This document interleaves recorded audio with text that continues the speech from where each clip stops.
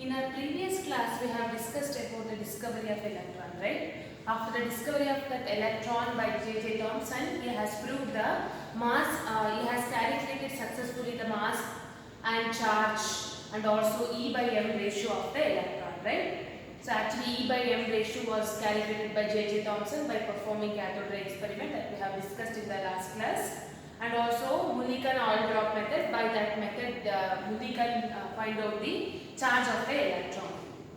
So, and then by the simple mathematical calculation, we can also calculate the mass of the electron.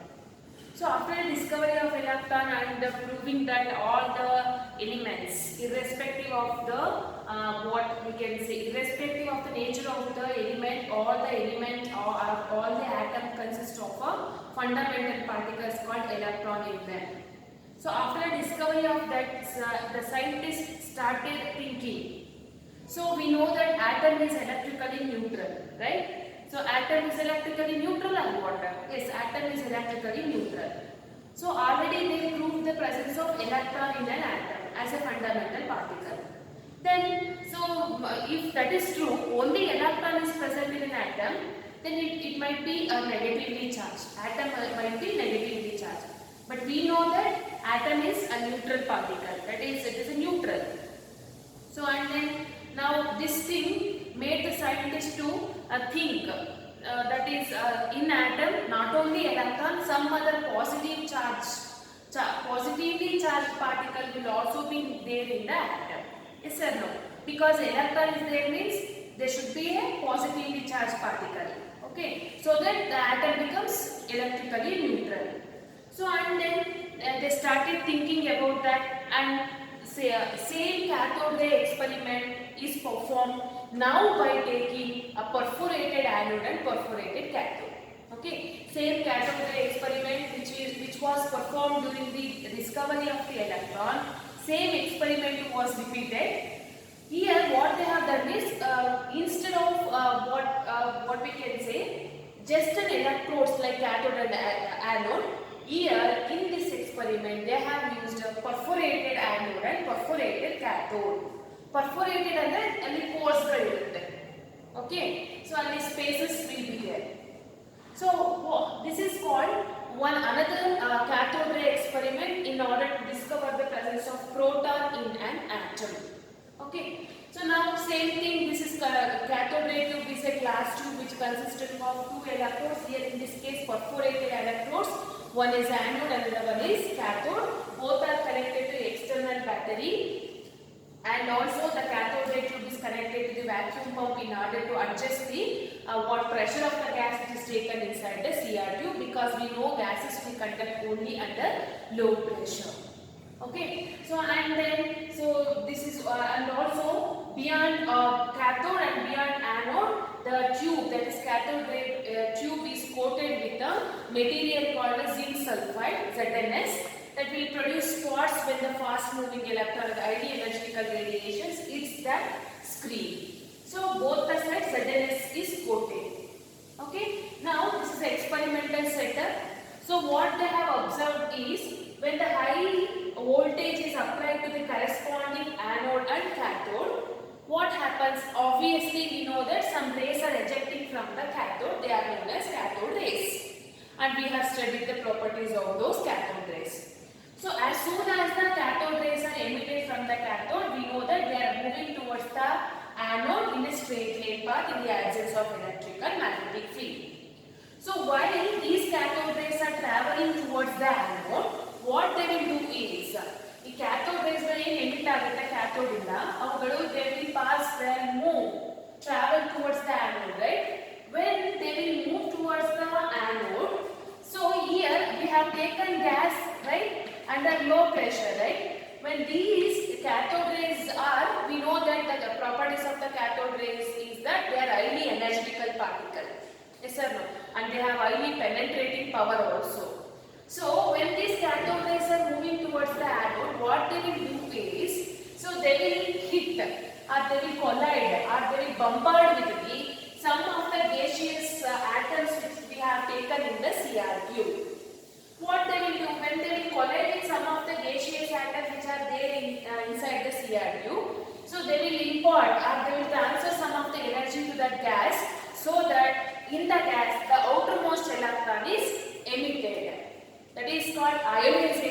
Enthalpy ಅಂತ ಕರಿತೀವಿ. That is the energy required to remove an outermost electron in an atom in the ground state. So ಆ ಎನರ್ಜಿನ ಕೊಟ್ಬಿಡುತ್ತೆ ಯಾವುದು cathode ರೇಸ್ಗಳು while they will travel towards the atom. So for example, for your better understanding, let us take I have taken hydrogen gas inside the Cr tube. So when I take hydrogen gas, when the hydrogen atom, when this hydrogen nucleus is bombarded by a cathode rays, or else when the cathode rays hits this hydrogen nucleus, what happens? This hydrogen, by taking some of the energy from the cathode rays, that will be ionizes into H plus and by the release of electron. Okay, so of course electrons are nothing but cathode rays. Cathode rays are nothing but electrons, right? Fast moving electron. The released electron can also travel along with this cathode rays. Keep understanding? Cathode ray ಜೊತೆಗೆ ಈ electron ಕೂಡ ಅದರ ಜೊತೆಗೆ travel ಮಾಡುತ್ತೆ because that is also negatively charged. Obviously that has to be attracted towards the anode. Then the question is, what about this positive charge? ಈ positively charged particle ಎಲ್ಲಿ ಹೋಗುತ್ತಾಗತ್ತೆ?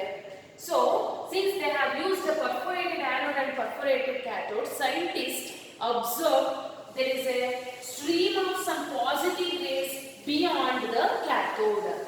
ಅಂದ್ರೆ perforated ಅನ್ನು ಯೂಸ್ ಮಾಡೋದ್ರಿಂದ scientist ಗಳಿಗೆ observe ಮಾಡಿದಾಗ careful ಆಗಿ ಗೊತ್ತಾಗುತ್ತೆ cathode ನ ಹಿಂದೆ, it is beyond the cathode, some stream of rays they have observed. This stream of rays are nothing but these positive rays, which are from the ionization of the gas which is taken inside the Cr tube. Okay, and they cannot be seen for the naked eyes, but when they hit the ZNS screen, they can also produce spots or glow on the ZNS screen. By that way, the scientists conclude that some stream of some positively charged rays they observed beyond the cathode when they have used the perforated cathode and perforated anode. These rays are nothing but positive rays. These positive rays are coming from due to the ionization of the gas which is taken inside the Cr tube. The energy for the ionization is given by the cathode rays while they will travel towards the anode.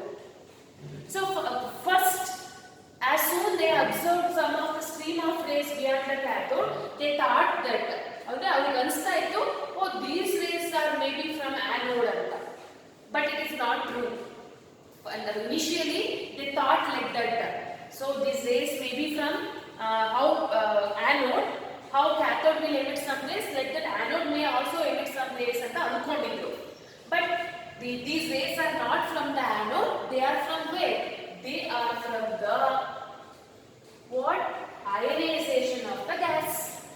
Due to the ionization, the nucleus is produced. In this case, it is nucleus. If I take some other gas, it will be positively charged particle. Okay, yes or no? That positively charged particles are appeared due to the presence of water, ionization of the gas which is taken inside the Cr tube. Okay, and initially these rays are named as anode rays because they thought that they are originating from the anode. But after doing so many experiments, they got to know that these are not from the anode, these are from the ionization of the gas which is taken inside the Cr tube. So the name anode rays is replaced by positively charged rays. Positive rays are Canol rays. What they will tell? Canol rays ಅಂತ ಹೇಳಿದ್ರು. Anode rays ಅಂತ ಅನ್ಕೊಂಡಿದ್ರು, but anode ಇಂದ originate ಆಗಿಲ್ಲ ಅವುಗಳು. They are the ionization of the gas ಅಂತ proof ಆದ್ಮೇಲೆ the name anode rays is replaced by the Canol rays or positive rays. And as they observed the presence of these Canol rays, they started characterizing those anode rays. Okay, these are some of the characteristics of those Canol rays or anode rays. First one is they can also travel in a straight line in the absence of electrical magnetic field.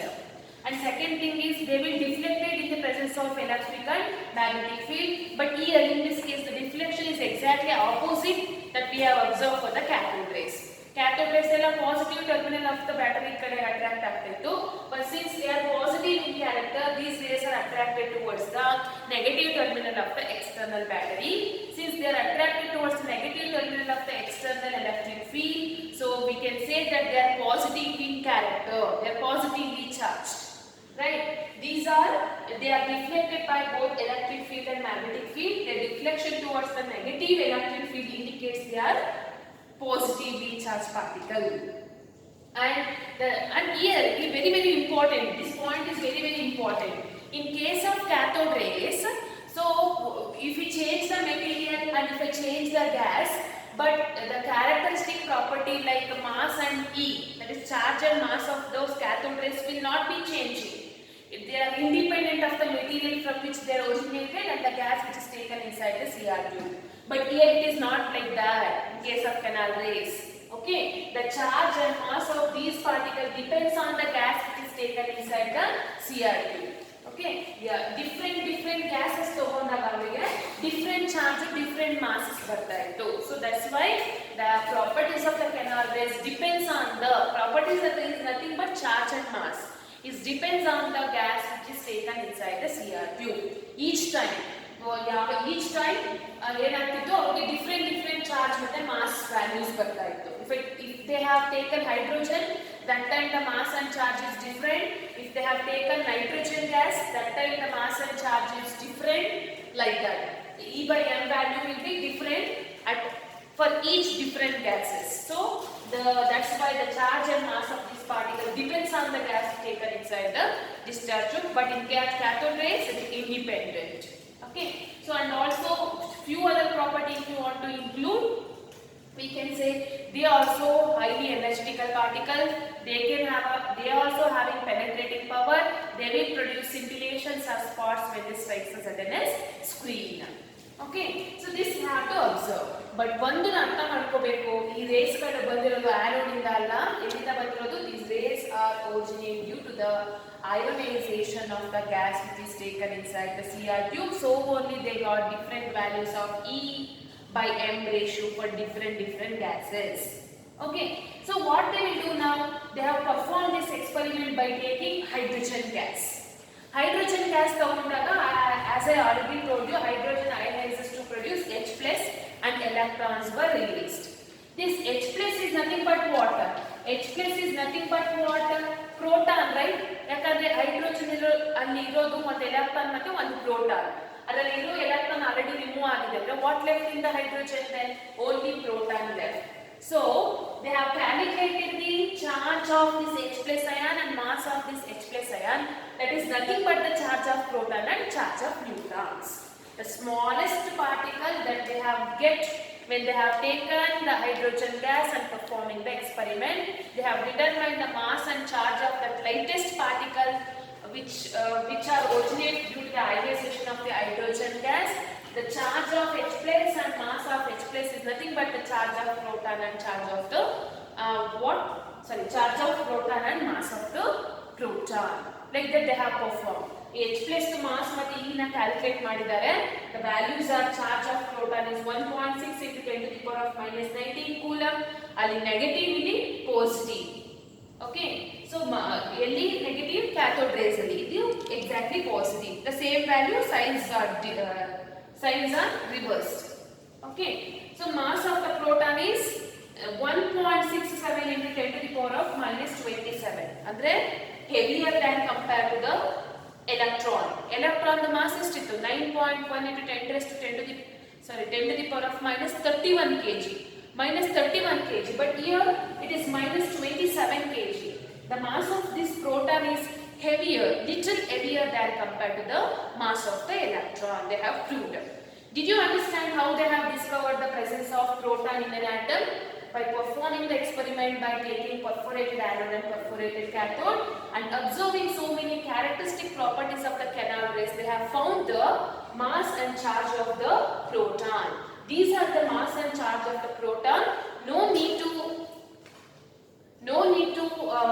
do any experiment. They have directly discovered the charge of proton and charge of mass of the proton. Just have to remember these values. Okay, so now we have to discuss about the last particle, that is neutrons. Neutrons ಹೇಗೆ ಕಂಡುಹಿಡಿದ್ರು ಅಂತ ನೋಡೋಣ. This experiment is performed by Goldstein. Okay, Goldstein performed this experiment. You might have think why charge and mass of the particle is different for different gas anta.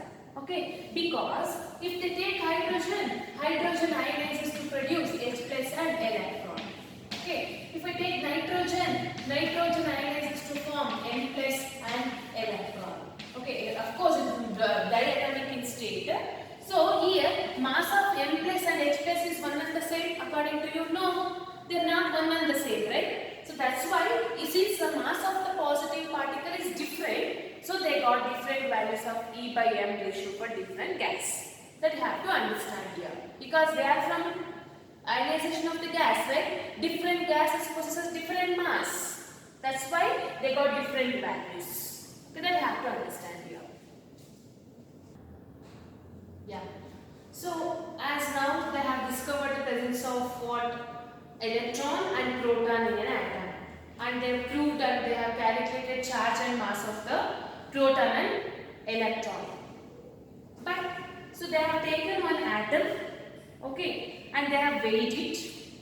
Okay, very difficult to weigh an atom, we know that. And relative weight they have taken for an atom, that is called observed value, observed weight of that atom. And what they will do? Because since they have proved only two fundamental particles, that is protons and electron, and they have added the masses of proton and electron, and they have matched with this what weighed value. One atom tagondru, atom ina mass na measure madidru, and that should be equal to the mass of proton and electron, right? Because they have proved that, they said that only proton and electrons are there. So that time that is not matched. The mass of proton and mass of the electron, when we add those two and when we compare the value to the weight of the atom, that is not exactly matched.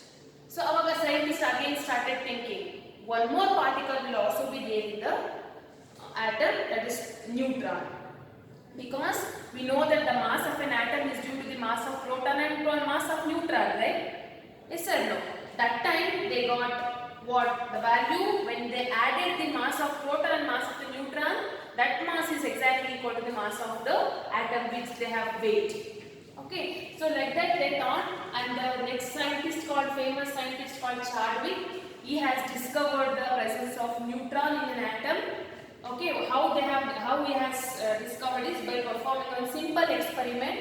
That experiment is called, just he has taken a thin sheet of beryllium. A beryllium metal that he has taken a thin sheet, where thickness is very small.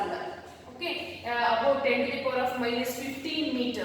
That small thickness he has taken a beryllium sheet of beryllium, and that thin sheet of beryllium is bombarded by or hit by fast moving alpha particle.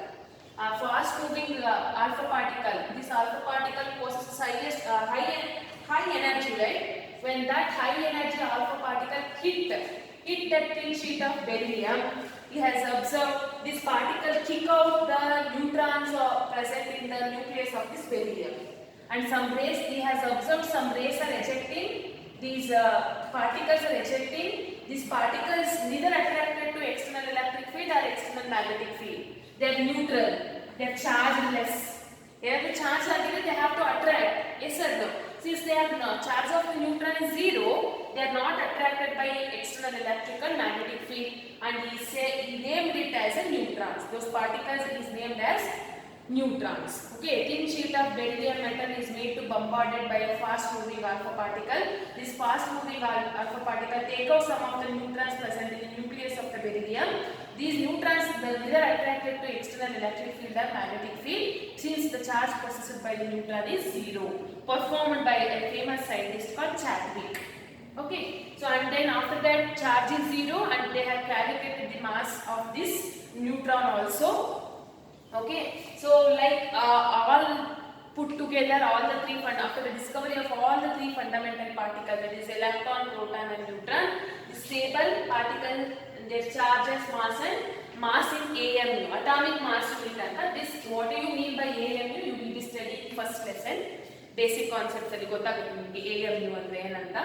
So this is electron, proton, neutron charges. Electron charge minus 1.6 in 10 raised to minus 19. proton plus 1.6 in 10 raised to minus 19. So charge of neutron is 0, and these are the masses of the fundamental particle.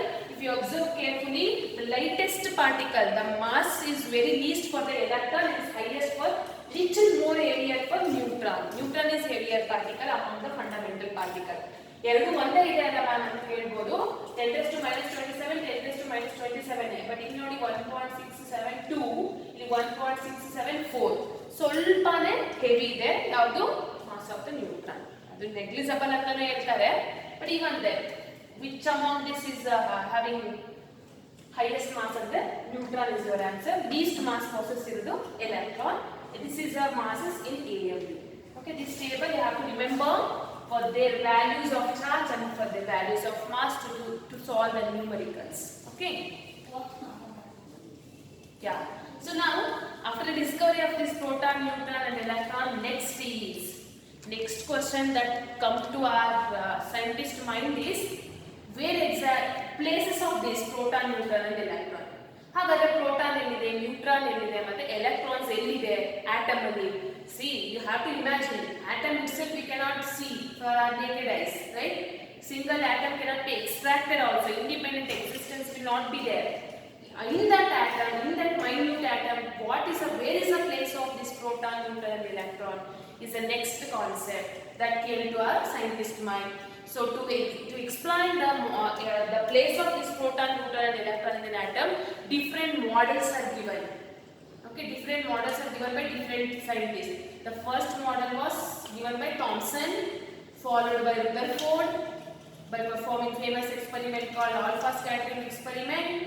After Rutherford, since that has some drawbacks, Bohr's atomic model came to existence.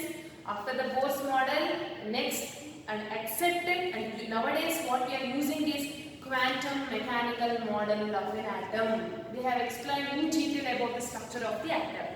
Now after the discovery of this, we have to move to that concept, that is the atomic models. Okay, that we are going to discuss in the next class.